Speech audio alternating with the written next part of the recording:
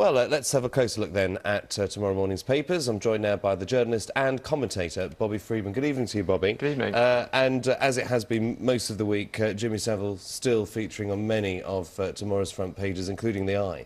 That's right. Jimmy Savile is still dominating the headlines. As you say, he is being pushed off a little bit by other stories, but still, I'd say, the biggest story out there for tomorrow morning's papers.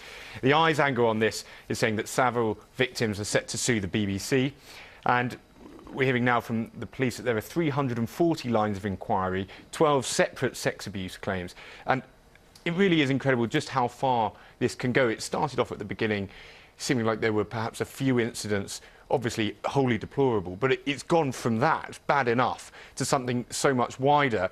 And you wonder how many more institutions it can take in and who it will knock down in its path, really, this story. And so the BBC is also setting up a separate investigation now. This is what we see on page 3 of The Times. The headline there, BBC to hold inquiry into Newsnight's failure to act on Savile abuse allegations. And so there is now going to be this separate inquiry looking at why the Newsnight story did not go ahead late last year. And I think that will be difficult. Obviously, a very fine programme, Newsnight, but there clearly are questions, even if it was not a cover-up, and there's no suggestion there was necessarily. Why was the story not run when clearly a few months later ITV felt they were in a position to run the story, and it has had the impact that it has had? Yeah, and there are so many questions that need to be answered, and not just in the public domain, but within the BBC as well. A lot of journalists have been writing to the head of BBC Scotland saying, you know, why wasn't this piece run? Of course, a lot of investigations don't always make it to air. You have to have enough evidence. And how has it been featured in other papers? Well, we've seen on the Daily Star front page, this is, and again, it's a very surprising story. This is saying that a staff from The Office says that she was abused by Jimmy Savile, and this is Julie Fernandez, who is in a wheelchair, and she says that she was one of those who was abused by Jimmy Savile. So yet another kind of wandering hands, didn't she, while appearing on Jim Will Fix It when she was 14, and of course we interviewed her about this today. And that's the thing that, again, one of the things that's picked up by The Times is that, in a way, the attitudes have changed. So the headline at the bottom there, it is now not good enough not to act on rumour. And so I think part of the problem might have been that back in the 70s and 80s, the culture, unfortunately, wasn't the same as now. So people might have heard things, might have had whispers about it, but not acted on it. And I think today, things hopefully would be very different. And if people heard something, they would do it. Do you think that is now very much the culture now, that even the slightest rumour, it's taken very seriously and immediately acted upon? I think that's right. And even the story about the Nolan sisters and the quite famous clip now of one of them being held very close to her on Top of the Pops by Jimmy Savile. I think these days you wouldn't just dismiss it as much as saying, well, that was a bit much. People would be, I think, more concerned than they were in those days. The culture, fortunately, is different. So and I think has changed, though, as well. Just to work with children, you have to be checked out, your history, and you have to be vetted as well, and there has to be more than one adult in a room with children at any one time. I mean, there are so many more procedures now than there was even 10 years ago, let alone 30 years ago. Yes, abuse does unfortunately still happen, but I think it would be much harder, and particularly when there is repeated abuse, which is what I think we have here, that would be much harder. And any whisper, this is the problem, that victims would go to someone and say, this is what happened, and people would say, oh, don't be so silly, or just don't pursue it. Whereas now, I think if the police heard about an allegation, as it seems that at times they might have, they would definitely have taken that inquiry forwards, rather than simply saying, oh, well, there's not much there. OK, let's move on to some of the other stories that are being covered tomorrow. Yes, one that I picked up just at the top of the Sun here, Pleb Man Walking, which I think quite a good Sun headline there. And this is, of course, about Andrew Mitchell, the government chief whip, or the chief whip for now, and whether he's going to stay in his job. Of course, he met police chiefs today, and rather than them coming out and saying, well, actually, we've heard what you have to say, and let bygones be bygones, they've said exactly the opposite. They said, we've met you, and actually we'd still like to kick you out of your job. And the big problem for Andrew Mitchell, in a way, it's not so much what he said, it's the fact that he is still on the front page of the newspapers with headlines like Pleb Man Walking, because he's meant to be the man to keep all of the Tory MPs in line. And of course, the one thing that he can say to them is, well, if you vote against the government in this vote, you'll be an embarrassment. Look what you will do to the party. And of course, well, they have the perfect response. They say, well, look at what you are doing to the party by the fact that you're still in office. So I think now the mood in Westminster is that things are becoming pretty untenable for Andrew Mitchell, and almost forgetting whether the rights and wrongs of what happened at the beginning, whether he did in fact say pleb or not. We still don't know that for sure.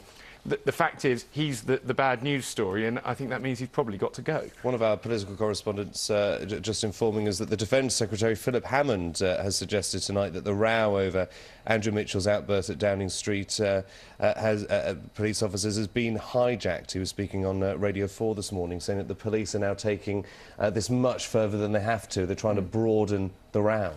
I think, frankly, it is actually a bit unseemly that the police are piling in so much, because, yes, of course, we want respect for police officers, and yes, this is a high-profile case, but I don't think we'd suggest as if any normal person said such a thing to the police that they'd automatically be dismissed from their work, and I don't think the police would suggest that either. So, yes, of course, it's a very public example, but you have to say the police are being extremely vocal about this, and they're the ones that are stoking this story. That's why it's on the front pages.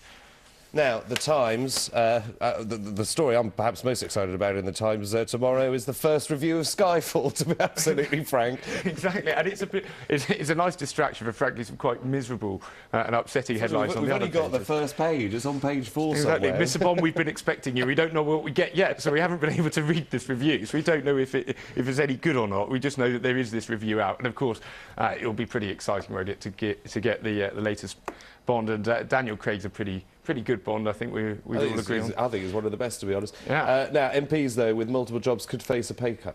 That's right. So going from Mr Bond to the slightly less exciting story, but nonetheless an interesting one about MPs' pay, because a lot of MPs at the moment do have outside interests. The Times says here that 68 MPs make more than £10,000 a year, but actually 18 MPs earn more than £100,000 a year, so a pretty huge salary on top. And the question is, can MPs still do other jobs? Now, the jobs that they're allowed to do have been severely restricted in recent years, since Cash for Questions, for example. That really restricted the types of consultancies that they could take. But now MPs are going to be told that if you take something else, well, that will reduce your pay. And obviously that means the incentive to do another job is also reduced. But I think a lot of MPs will be angry at this, because some of them see that even after the expenses scandal, much as they've had to eat humble pie about it, they see that as a bit of an attack on them, and now they think, well, we're not going to get this other source of income as well. And I think there's... Well, it's long been argued, hasn't it, that certainly, it's not all MPs, but certainly a lot of MPs could be earning a heck of a lot more money than they're earning as an MP, but they take that pay cut to serve their government or to serve their party. Yeah, and I think we have to remember there is a reason why MPs are paid. Well, there are two reasons. One is to get good people in the job, and the second is you don't want people to be corrupt. And I think that's part of, in a way, what happened with the expenses scandal, that MPs felt they had this entitlement, they weren't being paid enough, so they would take what they could get. And so I think it's perhaps a little dangerous. It's quite a good headline-grabbing initiative to take money away from MPs, and people think, oh, that's a good thing. But actually, when you think about it, do we want high-calibre people doing it? Do we want them to be honest?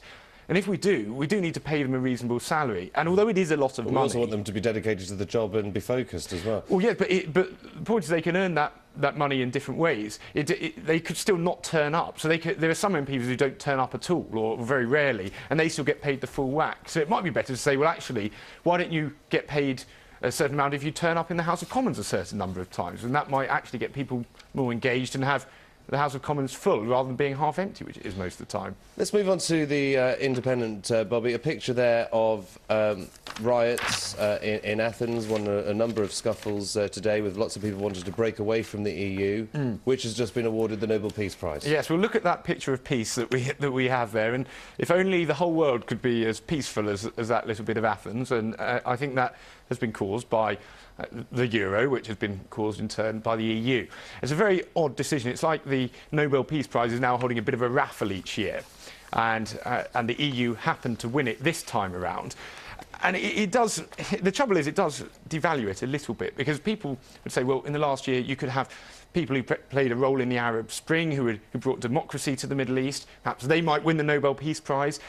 And you kind of think, is this the best that we can do over the past year? And it is meant to be for the past year. The EU, an institution which over the last year has caused huge numbers of riots and a huge amount of unhappiness for a lot of Europeans. And, you know, it's going to be 0.0002 cents per person.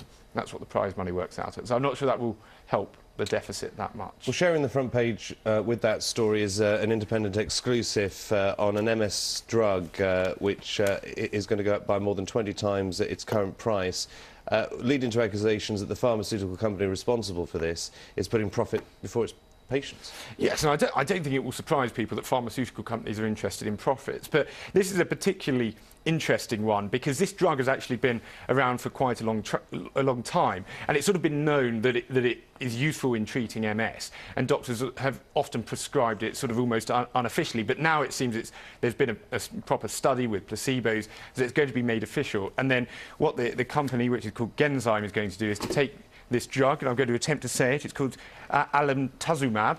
Rather you than me. I'm only going to say it once. So this drug has now been removed from the market and is going to be put back on at a much higher price. And this is it was a much cheaper and much more effective way of treating MS. And so, of course, we recognise that drugs companies need to make money, otherwise they wouldn't do the research. But it seems a particularly cynical example here, and not very good news for people being treated on the NHS if they have MS. Well, we've got to leave it there. We've run out of time. Many thanks for coming in and taking us through tomorrow morning's papers. Pleasure.